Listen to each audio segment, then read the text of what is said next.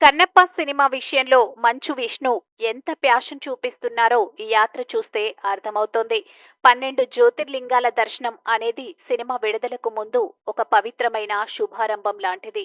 ఇప్పటికే కేదార్నాథ్, బద్రీనాథ్, రిషికేశ్ సందర్శించిన కన్నప్ప టీం తాజాగా సోమనాథ్, నాగేశ్వర జ్యోతిర్లింగాలు దర్శించుకోవడం విశేషం.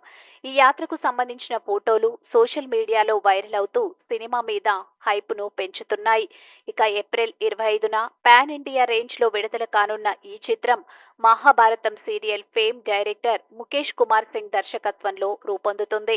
మోహన్ బాబు భారీ బడ్జెట్ తో నిర్మిస్తున్న ఈ ప్రాజెక్టులో ప్రభాస్, మోహన్ లాల్, అక్షయ్ కుమార్, కాజల్ అగర్వాల్ వంటి పెద్ద పేర్లు ఉండటం సినిమాకు మరింత క్రేజ్ తీసుకొచ్చింది. మంచు విష్ణు ఈ సినిమాను తన డ్రీమ్ ప్రాజెక్ట్ అని చెబుతున్న తీరు చూస్తే ఈ సినిమా వెనుక ఉన్న గ్రాండియర్ క్లియర్ గా అర్థమవుతుంది. చూద్దాం, కన్నప్ప టాలీవుడ్ లో కొత్త రికార్డులు క్రియేట్ చేస్తుందా?